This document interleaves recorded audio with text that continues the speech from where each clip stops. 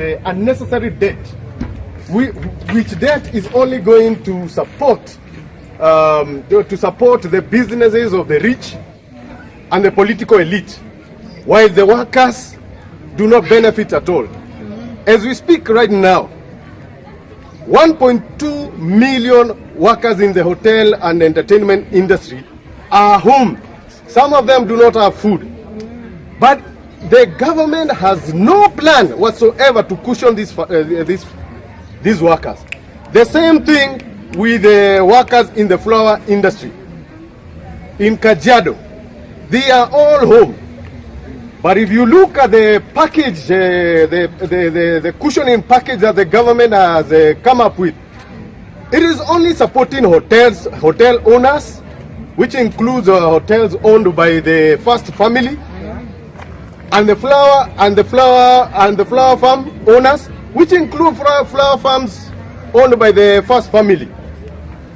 But the workers have no cushioning package, and those are the things we wanted to address during when the raid happened.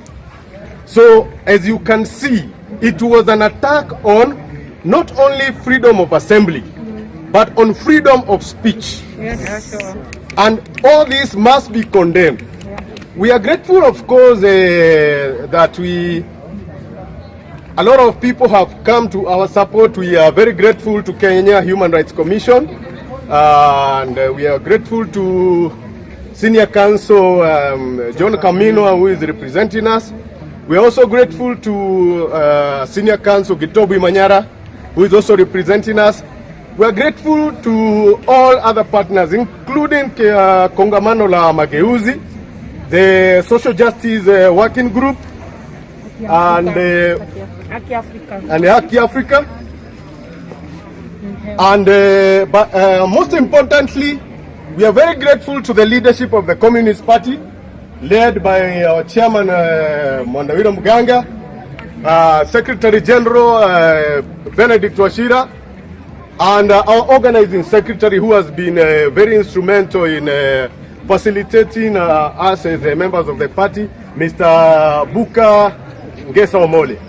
So thank you very much. Generally, what is your complaint? Sorry, we don't have a complaint. Yes, because you came late, just start by introducing yourself. Of Kenya.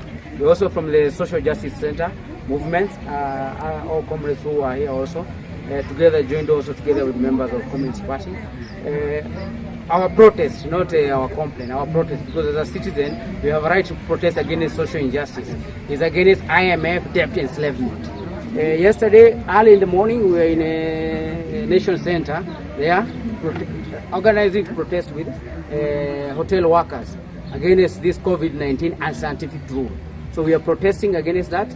And here we came in solidarity and together with our comrades who are being charged against malicious prosecution. Sure. It's horrible at this era when we fought for democracy that we are bringing one of the legend freedom fighter, John Kamino, since for 30 years presenting against malicious prosecution and illegal detention.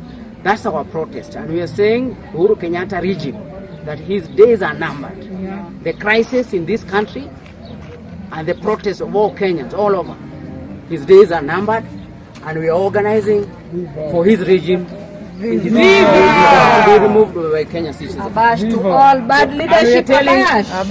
And we are telling IMF and World Bank, it happened in other countries when they have given dictatorship loans that were misused, like Federal Marcos of Philippines, where those countries refused to pay debt. When a new government come in, a government of reform, of social justice, Kenyatta and his family, they will pay the debts that they have incurred for Kenyans. No kids in this country will pay the debts that are accrued by a responsible and reckless president. That's our complaint. And we really appreciate for this solidarity.